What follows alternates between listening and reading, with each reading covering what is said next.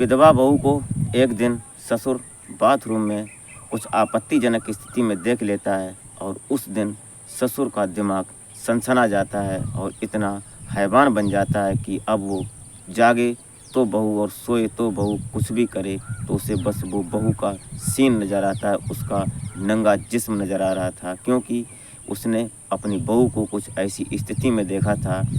लेकिन बहू को जो बाथरूम थी उसमें एक दिन उसने चाल फेंकी, और चाल क्या थी कि कुछ ऐसा वाईफाई कैमरा लगाया जो उस दीवार की दरारों में ऐसे छिपा दिया, जो उसकी वीडियो बनी उस वीडियो को अपने फ़ोन से कनेक्ट करता है, और कनेक्ट करने के बाद वो देखता है, और उस देखने के बाद उसके अब शरीर में सिर्फ और आँखों में और उसके दिमाग में सिर्फ और सिर्फ बहू नज़र आ रही थी, वही सीन नज़र आ रहा था। लेकिन बहू भी थी, उसको पता नहीं चला। जिस दिन बहू को पता चलता है कि ये कैमरा कैसे यहाँ आया और ये बात कैसे, जब बहू समझती है और ससुर से पूछती है, तो आज इसी वीडियो में जो इसने सीसीटीवी कैमरा लगाया, वाईफाई कैमरा लगाया, और कौन था ससुर और कौन थी बहू, आज इसी पर इस वीडियो के माध्यम से चर्चा करते हैं, और आशा करते हैं कि आप अपने परिवार के साथ, अपने परिजनों के साथ स्वस्थ और मस्त और खुशहाल ज़िंदगी जी रहे होंगे। और आशा करते हैं हर रोज़ की तरह आपसे बस एक ही रिक्वेस्ट होती है कि वीडियो लाइक और चैनल को सब्सक्राइब कर लें और शेयर कर दिया करें, और एक प्यारा सा कमेंट ज़रूर कर दिया करें, ताकि हमारा हौसला बढ़ता रहे। हम आपसे हैं, आप हमसे नहीं हैं। हम आपसे बस यही उम्मीद रखते हैं। तो नमस्कार, प्रणाम, मैं अजय कोहली। आज की जो सच्ची घटना मैं आपको सुनाने जा रहा हूँ, ये घटना उत्तर प्रदेश का एक जाना माना ज़िला, जानी मानी जगह कौशाम्बी, और कौशाम्बी का एक थाना क्षेत्र पड़ता है पिपरी। इस पिपरी थाना क्षेत्र के अंतर्गत एक गांव पड़ता था। उस गांव में एक परिवार रहा करता। उस परिवार में सिर्फ 2 लोग थे, राजवीर जायसवाल और उनका बेटा नवनीत जायसवाल।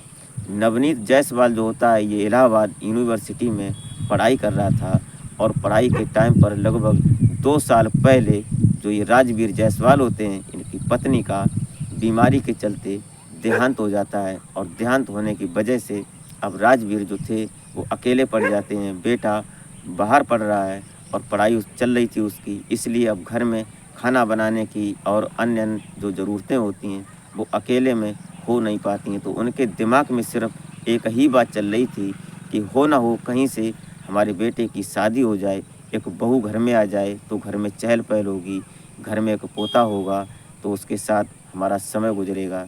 ऐसी चाह रखते हुए राजवीर जायसवाल अपने कुछ रिश्तेदारों से बात करते हैं और इधर उधर चर्चा करते हैं। तो पता चलता है कि इस पिपरी के आसपास ही गांव पड़ता था, लगभग 2 किलोमीटर की दूरी पर। तो वहां पर जो इनके रिश्तेदार होते हैं वो बताते हैं कि एक लड़की है, पढ़ी लिखी है, सुंदर सुशील है, अगर आपकी इच्छा हो तो चल कर देख लो, अगर बात बन जाए तो शादी फिर आगे करते हैं। ऐसी बात जब राजवीर जायसवाल सुनते हैं अपने रिश्तेदार से, तो रिश्तेदार वो और जो राजवीर थे, इन्होंने अपने बेटे नवनीत को फ़ोन किया कि बेटे आ जाओ, तुम्हारी पढ़ाई अब होने वाली है, लास्ट है, तो आ जाओ, और उसके बाद तुम्हारी शादी की बात करते हैं कि घर में एक बहू होगी तो हमारा टाइम कटता रहेगा और एक समय चलता रहेगा, खाना बनाने में दिक्कत होती है। ये सब बातें आपसी घर की थी। अच्छा, इधर जो नवनीत होते हैं, इनका जो जायसवाल का बेटा, ये एमटेक की पढ़ाई कर रहा था। इसने जब एमटेक क्लियर किया, फाइनल करने के बाद ये अपने घर आता है, और घर आने के बाद इसने और ये राजवीर थे, इनके पिता, ये दोनों लोग अपने साथ और उस रिश्तेदार को साथ में लेकर जाते हैं उस लड़की के यहाँ। और जो लड़की के यहाँ जाते हैं, वहाँ जाकर उनके परिवार में सभी लोग, बड़ी खुशी का माहौल था।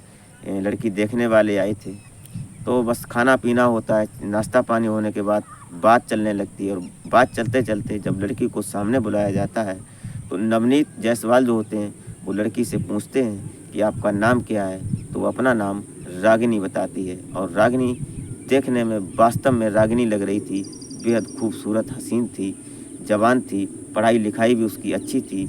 एक नज़र में ही दोनों आपस में नज़रों से बातें कर लेते हैं और प्यार हो जाता है, दोनों एक दूसरे को पसंद कर लेते हैं। सिस्टम सही था, बात आगे बढ़ी।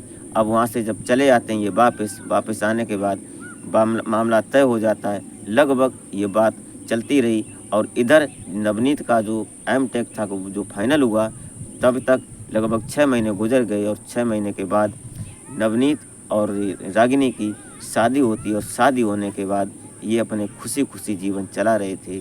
उसके बाद जब ये घर आते हैं, शादी होने के लगभग 2-4-6 दिन के बाद रिश्तेदार जब अपने अपने घर चले जाते हैं, उसके बाद ये अपने जो कहते हैं कि जाते हैं हनीमून मनाने के लिए।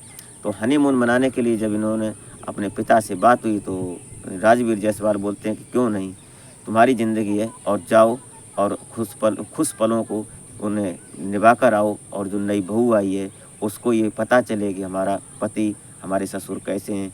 अच्छा, ये पीछे से बहुत मजबूत थे, इनके पास मोटी ज़मीन थी, घर का खुद का कारोबार था और अच्छे लोगों में इनकी पहुंच थी, अच्छे लोगों में बैठक थी, ज़मींदार कहे जाते थे, ट्रैक्टर गाड़ी घोड़ा इनके पास सब कुछ था।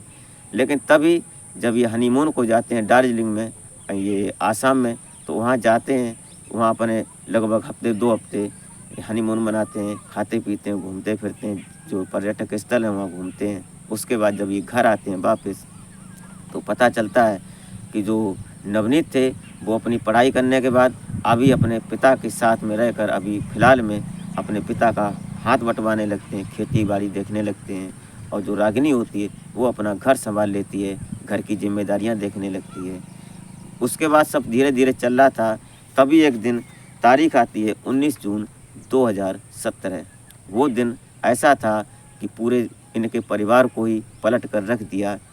इनके साथ जो नवनीत होते हैं, ये इनके साथ जो लेबर थी, उनके साथ काम करने वाले, उनके गांव के आसपास के जो लोग थे, मजदूर लोग थे, वो उनके साथ ट्रैक्टर पर गए हुए थे। तभी अचानक पता चलता है कि पिपरी से आगे उनका ट्रैक्टर पलट गया है और ट्रैक्टर पलटने से नवनीत ट्रैक्टर में बुरी तरह जख्मी हो गया दबने के बाद। ये बात उनके साथ जो लेबर गई थी लड़का, उन्होंने किसी ने फ़ोन किया राजवीर जायसवाल को, और राजवीर जायसवाल जब ये बात सुनते हैं तो वो तुरंत अपनी गाड़ी निकालते हैं, और गाड़ी निकालने के बाद इनको साथ में लेकर अपनी जो बहू थी रागिनी, इसको साथ लेकर जाते हैं, वहाँ देखते हैं।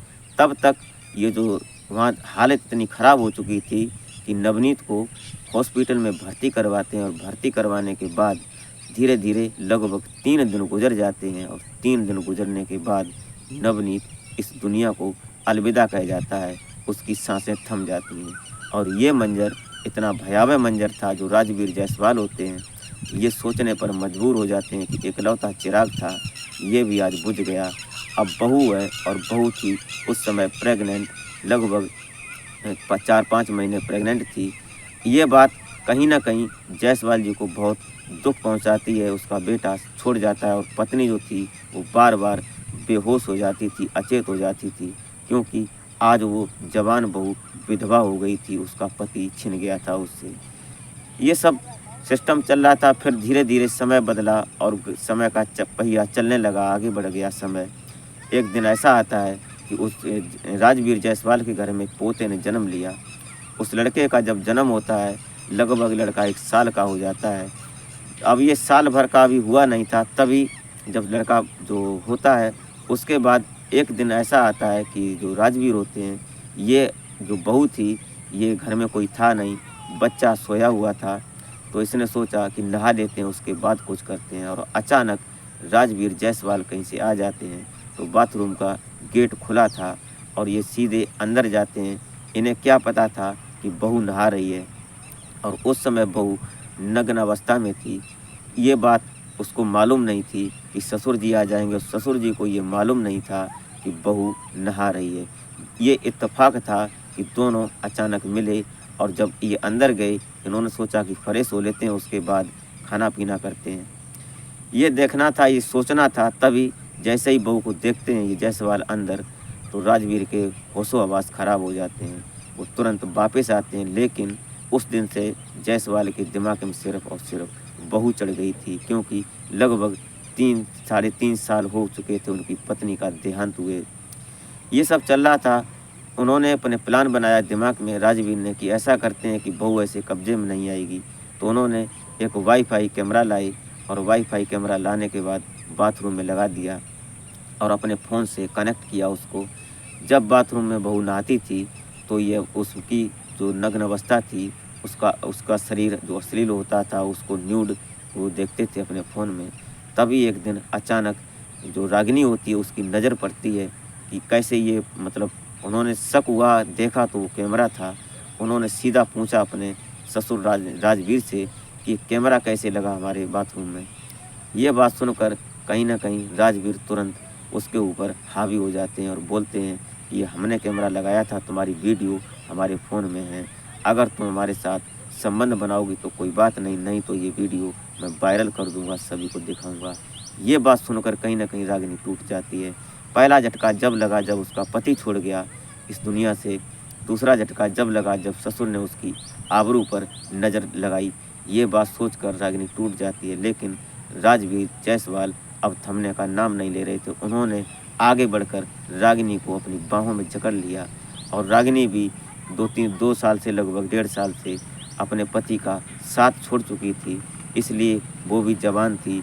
जब दोनों एक दूसरे के जिस्म मिलते हैं तो गर्मी बन गई और गर्मी बनने के बाद जिस्मानी संबंध शुरू हो गया, नंगा नाच हुआ। उसके बाद एक दूसरे को संतुष्ट किया, संतुष्ट करने के बाद अब हर दिन पति पत्नी के जैसे रहने लगे दोनों, और जब मर्जी होती राजवीर की तब उसके साथ संबंध बनाते। और जब रागिनी को ये बात कहीं न कहीं घृणित लग रही थी, लेकिन एक दिन रागिनी ने अपने ससुर को रोका कि ये सब सही नहीं है, ये सब करोगे तो मैं पुलिस को शिकायत कर दूँगी या किसी को बोल दूँगी। लेकिन पीछे से जो इनके मायके वाले थे रागिनी के, वो ये सोच रहे थे कि रागिनी है, और रागिनी ये सोच रही थी कि हमारे पास एक बेटा है और इनके पास मोटी संपत्ति है। इस लालच में वो उसके साथ संबंध बनाती रही, लेकिन एक दिन उसका ज़मीर जाग गया। ज़मीर कैसे जागा कि उसने मना कर दिया राजवीर को संबंध बनाने से। तो उन्होंने उसको मारा पीटा, और पिटाई करने के बाद जब उसको ज़बरदस्ती संबंध बनाने की कोशिश करने लगे तो रागिनी जो होती है वो वहाँ से भागती है और भागकर नज़दीकी थाने में पहुँचती है। पिपरी थाने में वहाँ जाकर वो रिपोर्ट दर्ज करवाती है। तो थाना अध्यक्ष उस समय जो थे, उन्होंने तुरंत आनन-फानन में टीम गठित की और जाकर राजवीर को गिरफ्तार करते हैं। जब ये बात पूरी, राजवीर पहले कबूल नहीं कर रहे थे, लेकिन जब राजवीर का फ़ोन लिया गया तो पूरा गुनाह सामने आ गया। सामने आने के बाद वो धीरे से पूरी बात जब उन्होंने पूछी पुलिस ने, तो उन्होंने पूरी बात कबूल कर ली, और कबूल करने के बाद पुलिस ने उन्हें अपनी हिरासत में लिया और माननीय कोर्ट के समक्ष पेश कर दिया, जो संबंधित धाराएं बनती थीं। तो दोस्तों, कहीं न कहीं आज के समय में समय किस रूप में किसके ऊपर हावी हो जाए, ये समझना बहुत असंभव बात है। और हमारा कदम सिर्फ यही है कि आपको किसी अनहोनी से पहले अवगत कराने की थोड़ी सूचना देते हैं, ताकि आप सचेत रह सकें। आप इससे आगाह इसीलिए करते हैं आपको कि शायद पता नहीं चलता है कि हमारे साथ कौन हमारा है और कौन पराया है, कौन कब किस रूप में आ जाए, किस पर विश्वास करें न करें, ये समझना बहुत असंभव है। सिर्फ़ और सिर्फ समझदारी ही हमारे लिए बहुत है। तो दोस्तों, वीडियो कैसी लगी अपनी राय कमेंट में ज़रूर दें, ताकि हमारा हौसला बढ़ता रहे। तो मिलते हैं फिर नेक्स्ट वीडियो में, तब तक के लिए नमस्कार।